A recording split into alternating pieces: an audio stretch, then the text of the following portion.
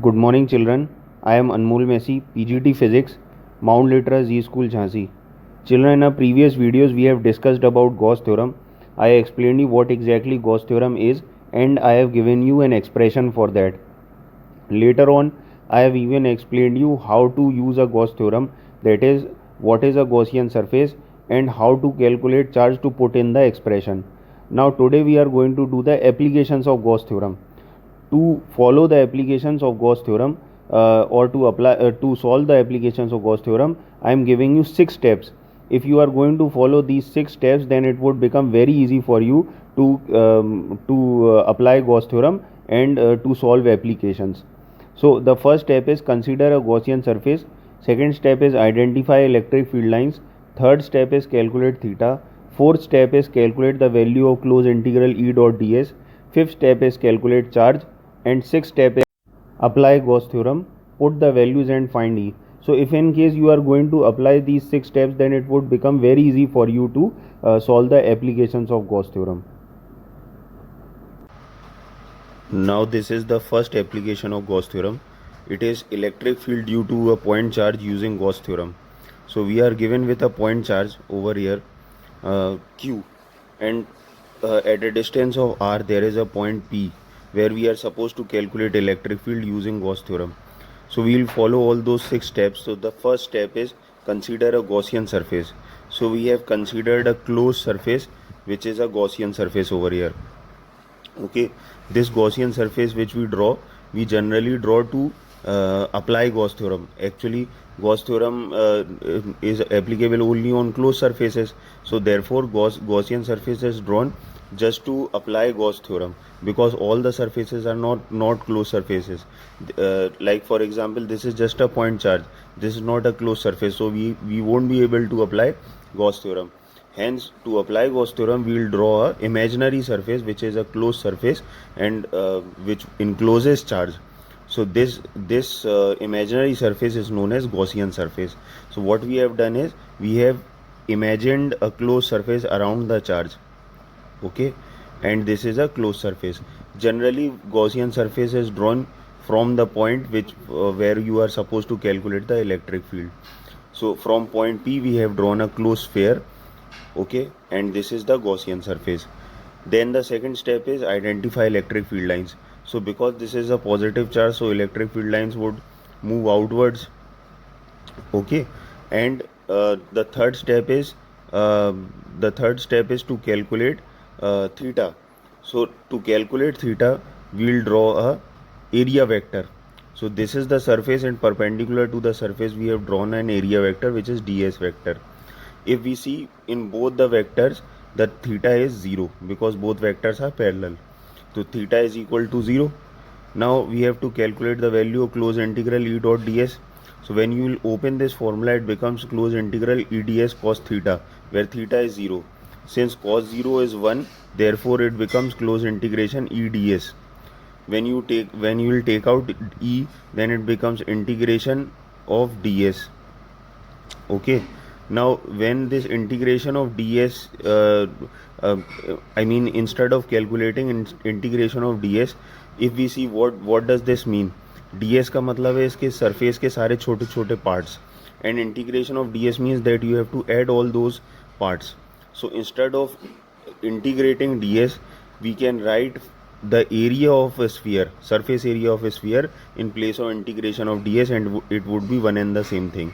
So instead of integration of ds, we are writing 4 pi r square. So it becomes E 4 pi r square. Okay.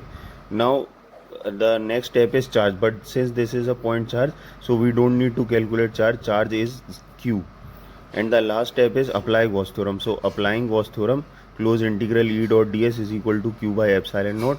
In place of closed integral E dot ds, we can write E 4 by r square, because this is the value that we calculated for closed integral E dot ds. So we have written E 4 pi r square, and in place of q we can write q itself, because the charge is q. Now if we'll calculate E, अगर हम E को subject बनाएं, तो it becomes 1/4 pi epsilon naught q upon r square. So this is the electric field at point P due to the point charge. Now this is the second application of Gauss theorem. that is electric field due to a line of charges. So what does line of charges means? So here you can see in the diagram, this is a wire which has got many charges, so this has become an infinite line of charges.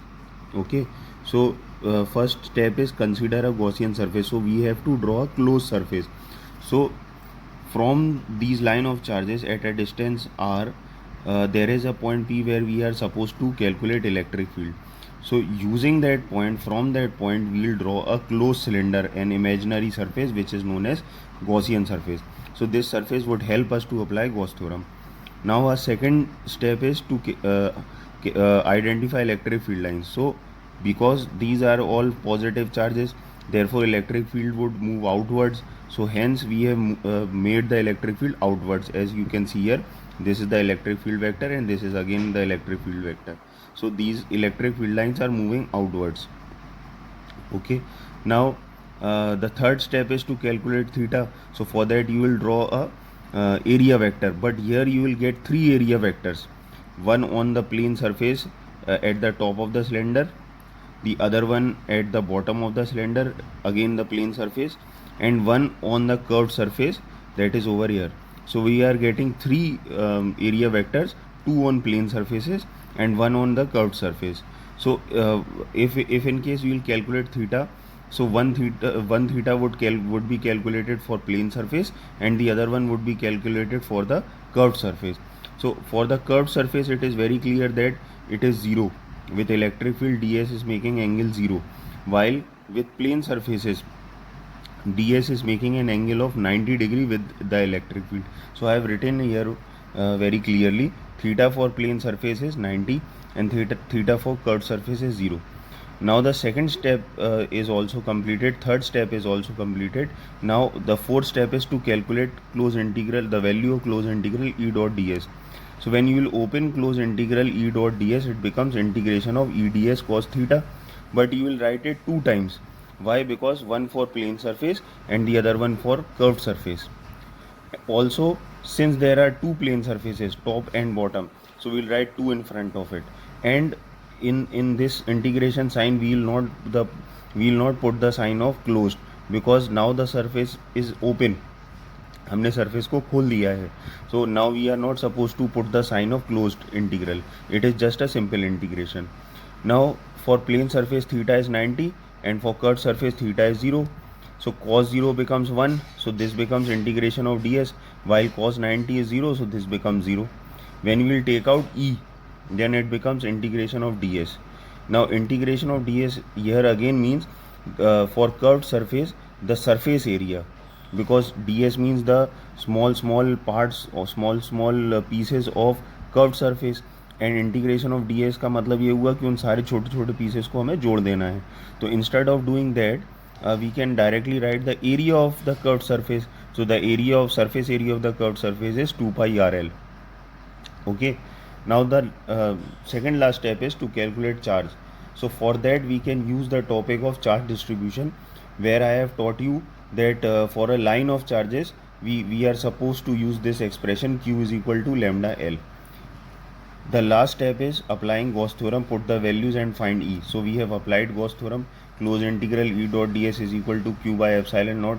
The value of closed integral E dot ds we have taken is E 2 pi RL. So we have written E 2 pi RL, while for q the value is lambda L. Here we have taken it out. L से L cancel हो गया. If we'll calculate E, अगर हम E को subject बनाते हैं, so it becomes lambda upon 2 pi R epsilon naught. So this is the expression for second application. Now comes the third application, which is electric field due to a charged plane sheet. So here we are given with a charged plane sheet where there are charges on the sheet, and from the sheet at a distance of r there is a point P where we are supposed to calculate the electric field. So again we will follow all the 6 steps. The first step is to consider a Gaussian surface. So we have considered again a cylinder. Okay, again a cylinder which is an imaginary surface which would help us to apply Gauss theorem.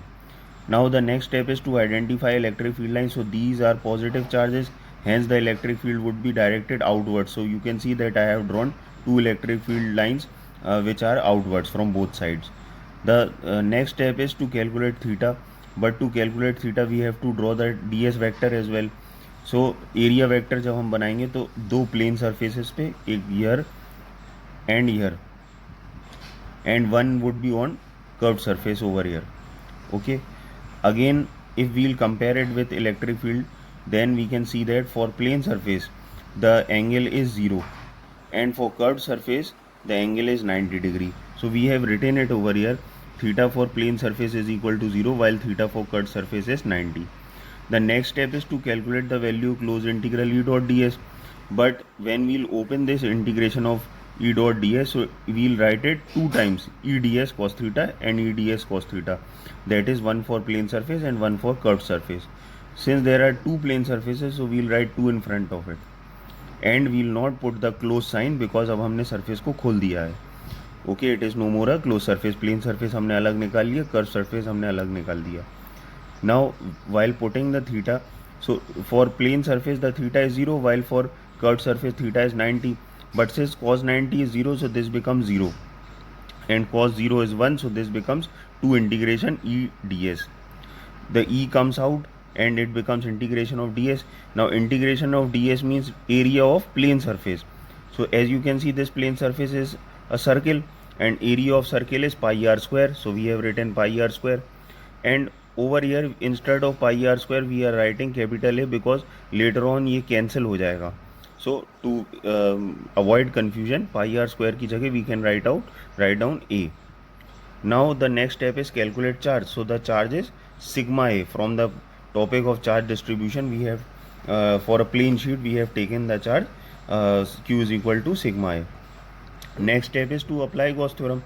So we have applied Gauss theorem over here. Gauss theorem is closed integral E dot ds is equal to Q by epsilon naught. When we'll put the values over here, so the value of integration of E dot ds is 2EA, which we have derived above.